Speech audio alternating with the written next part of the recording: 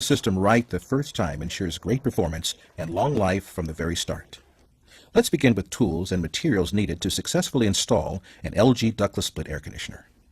You'll need the following equipment: digital multimeter, micron gauge, vacuum pump, digital charging scale, EPA-approved recovery equipment rated for R410A, manifold gauge set approved for R410A use, refrigerant leak detector, nitrogen tank and regulator. And the tools you'll need include a number 2 Phillips screwdriver, a 5/16 R410A access port adapter, a 4mm hex wrench, flaring tools, refrigerant tubing bender, a bubble type level, tape measure, open end torque wrench set for tightening flare nuts, core drill and bit capable of boring a 2 3/4 inch hole. Now we're ready to begin the installation process. Take a survey of potential installation locations on the job site. Placement of the condensing unit must be within the model-specific limits. The clearance for the indoor evaporator should be a minimum of 12 inches on either side, no less than 4 inches from the ceiling, and 7.5 feet from the floor. The clearance of the outdoor condensing unit must be no less than 4 inches from the back and left sides, 24 inches from the right side, and 28 inches from the front of the unit. Now it's time to unpack and inspect the equipment. The indoor and outdoor units come in separate cartons. Make sure the model numbers on both the indoor and outdoor unit boxes match. Remove the indoor unit from its container and packing. As you do this, check the unit for any damage. Locate the packet of installation instructions and review the installation steps before proceeding further. Take your time. It will pay off in the long run. Remove the wall bracket from the back of the unit and set it aside. Next, remove the Phillips head screw from the plastic tubing retainer and remove the retainer from the rear of the unit. After making sure there's no damage, set the indoor unit aside. After unboxing the condensing unit, set the rubber mounts aside and locate the 90-degree defrost drain adapter. The adapter must be installed on heat pump models when the unit will be mounted on a wall bracket. This will allow for a 5/8 drain hose to be attached. Now that you've confirmed that the system is free of visible defects, you can begin installing the system. Position the wall plate where the unit will be mounted. Using a level, mark off where the bracket will be mounted. Be sure to use enough wall anchors to hold the unit securely. The bracket must not bow away from the wall at the latch points of the evaporator rear chassis. Using the table in the installation manual, mark off where the wall penetration will be made. Remember to angle the penetration downward for proper condensate drainage. Now it's time to bend the refrigerant lines. Exercise care in bending the tubing. If you're doing a surface mount, use one of the 3 knockouts. A coil spring bending aid is installed on the suction line at the bend to assist you in making this adjustment. Position the black drainage plug on the side that will not be used for drainage. Using needle nose pliers, spread the clamp and attach the drainage tubing. The 18-4 conductor communication cable should be fed through the wall penetration and looped inside the indoor unit for connection later. Bundling the refrigerant lines, communication wire, and drainage tube will help make insertion through the wall easier. Bundle the drain line below the other lines. Proper drainage is dependent on gravity. Take care in guiding the refrigerant and drain lines through the wall penetration. It's always better to have flare connections away from the back of the indoor unit for easier connection and leak detection. Let's head outside to install the condensing unit. The condensing unit can be mounted in one of 3 ways. It can be pad mounted, bracket mounted, or rooftop mounted. For the purpose of this video, we will focus on a pad installation. Position the pad outdoors. Install the rubber grommets on each of the 4 feet of the outdoor unit, and anchor the unit to the pad. Now you can remove the flare nuts from the service valves. These may be discarded if you plan to use prefabricated line sets. Otherwise, these nuts can be flared onto the lines that will be connected to the system. Before you cut, the tubing configuration must be considered for proper oil return to the compressor. Remember the following points. An inverted trap must be installed directly exiting the service valves of the condensing unit. An oil trap must be formed in the refrigerant lines every 16 feet of vertical pipe run. Once the tubing has been cut, deburr the end and position the tubing to prevent filings from entering the tubing and contaminating it. Using good quality flaring equipment is vital. Follow the directions of the manufacturer of your particular tool. Connect the refrigerant tubing, and using a torque wrench, tighten the flare nuts to the torque specification outlined in the installation manual.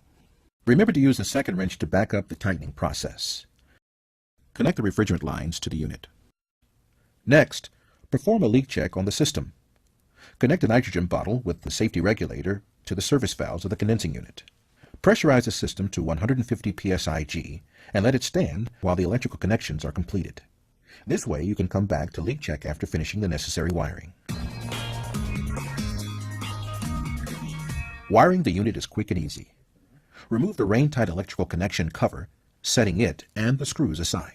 Connect the low-voltage wires in accordance with all applicable electrical codes. Move indoors to install the 4 low-voltage wires on the evaporator unit.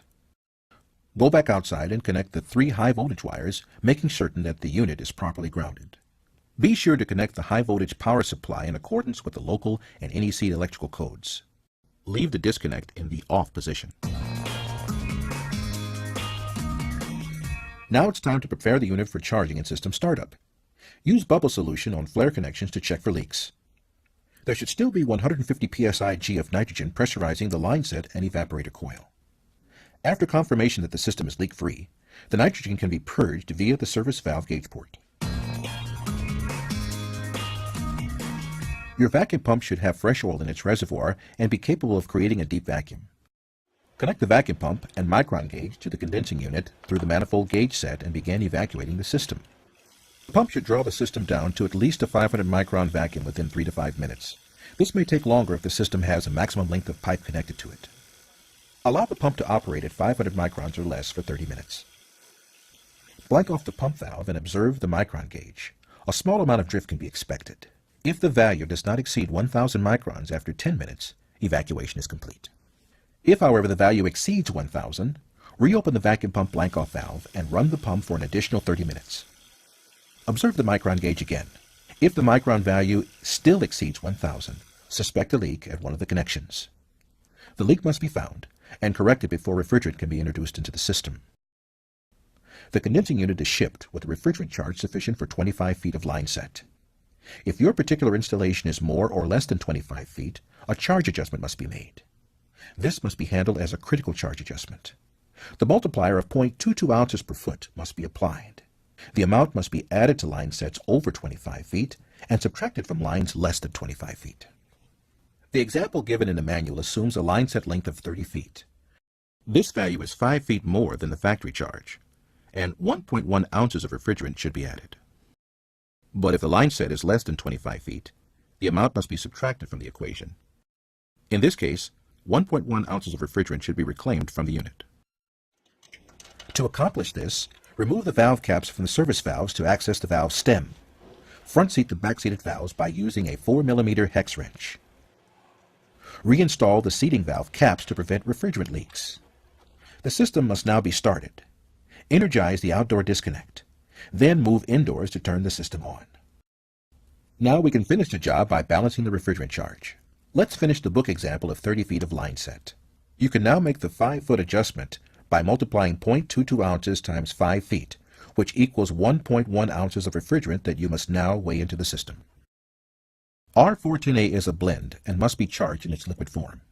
Also, use approved EPA practice for refrigerant removal and charge adjustment for line sets less than 25 feet in length, and while adding refrigerant for line sets longer than 25 feet. Move to the indoor unit and use the remote control to select the cooling temperature.